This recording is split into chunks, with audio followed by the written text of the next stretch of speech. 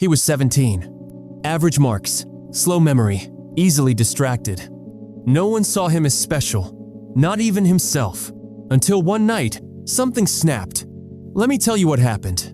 His name was Arian. He wasn't born a genius. He wasn't raised by scholars. He was just regular. The type who'd read one page and forget it 10 minutes later.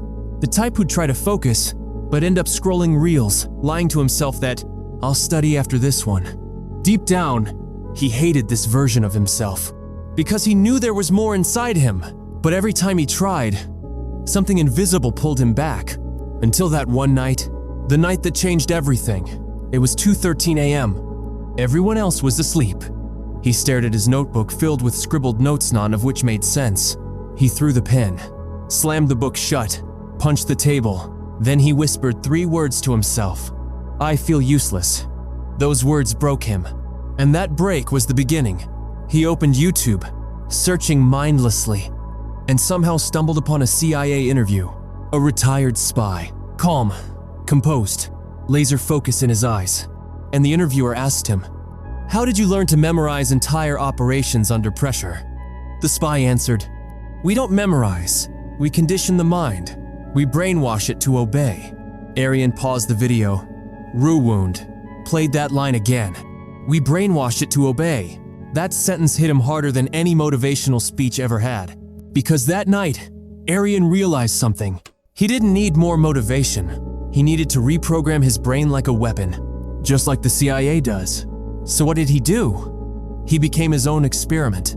He started treating his brain like a system, not an emotion, not a talent, a machine. And step by step, he began building a new version of himself. He stopped trying to learn and started hacking his learning process.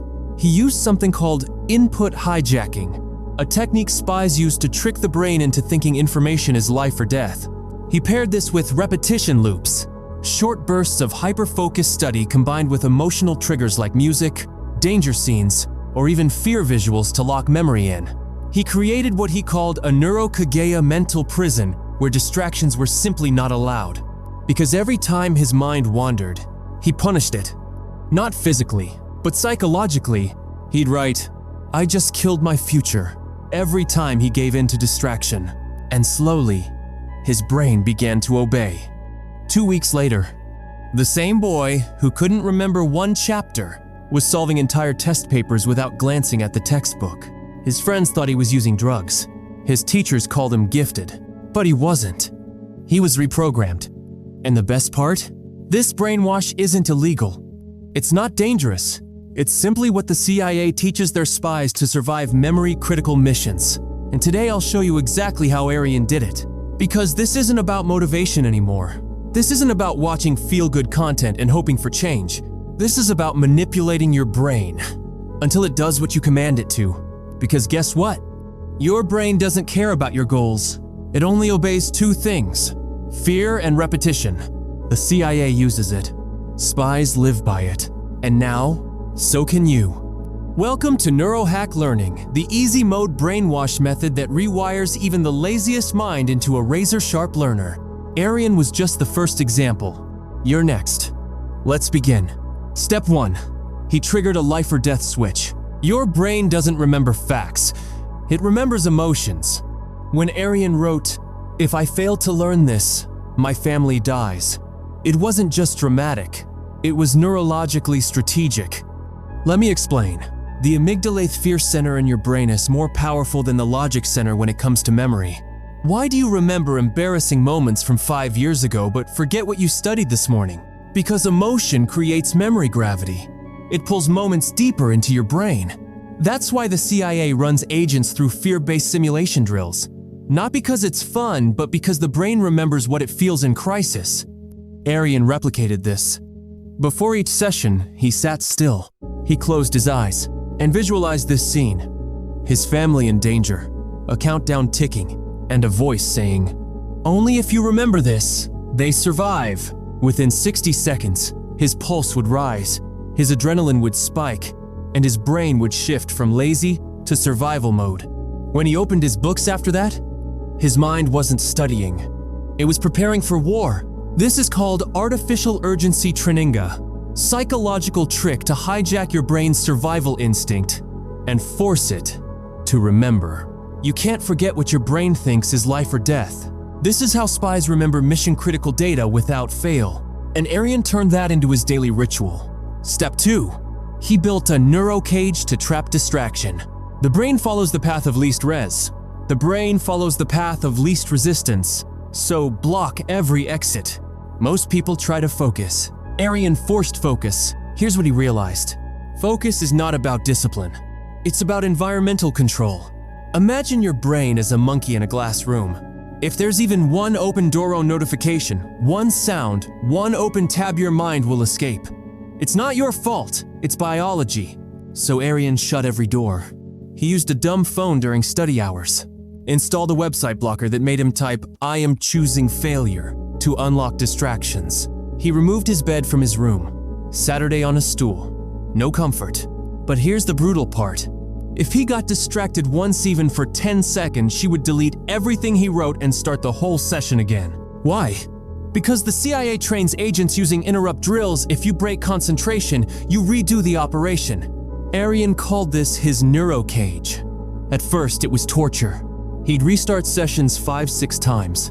But the pain of restarting slowly reconditioned his brain. Distraction became too expensive. And guess what? After just 7 days, he stopped breaking focus. Because his brain learned, this cage has no exits. This is not motivation. This is psychological obedience. Step 3. He used the 3x20 CIA memory loop. 3 different angles. 1 deep imprint. The CIA doesn't rely on rote learning. They use something called cognitive reinforcement from multiple neural circuits. Arian decoded this and built the 3x20 protocol. First 20 minutes. Exposure mode. He reads or listens without any pressure. This triggers the recognition center of the brain. It's light, chill. He's just allowing his brain to become familiar with the content. But familiarity isn't memory. So he moves to second 20 minutes. Active recall.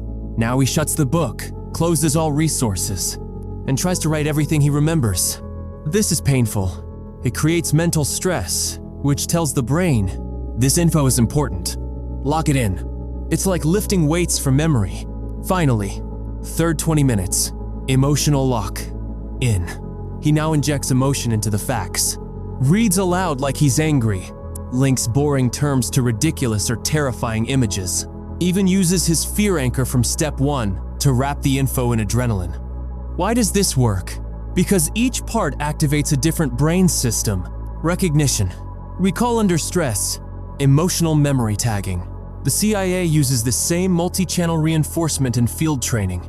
Arian used it and turned average notes into permanent memory. If you're reading the same chapter again and again and still forgetting, it's because you're using just 1 circuit. Arian used 3. That's why he remembered. Step 4. He brainwashed with a trigger word. Repetition creates obedience. Code words create response. Every spy has a trigger, a single phrase that activates their mind instantly. Arian created his own. He chose 1 word: execute.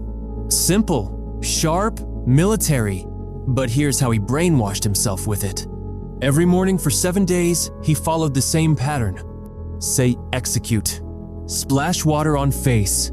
Sit and open notebook. Start studying within 10 seconds. No excuses, no delay. At first, it felt dumb. But by day 4, his brain automatically kicked into study mode as soon as he whispered, execute. Why? Because of something called neural anchoring. Just like how you associate a smell with a memory, your brain begins to link that word with an action sequence. Over time, execute became his mental on switch. No more motivation, just pure behavioral conditioning. The same method is used in military ops.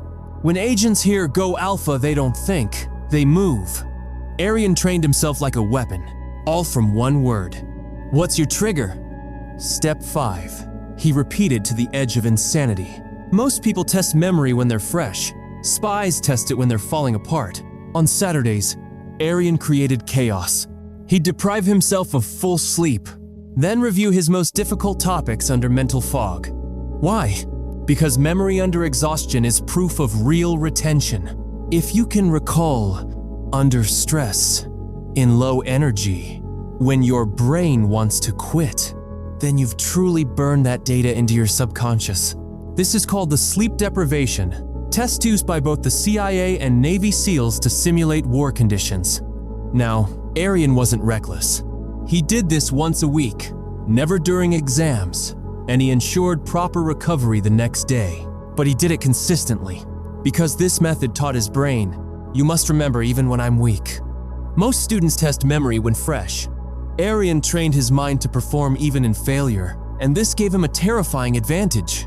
Final step. He deleted the old Aryan. You can't just improve. You must bury who you were.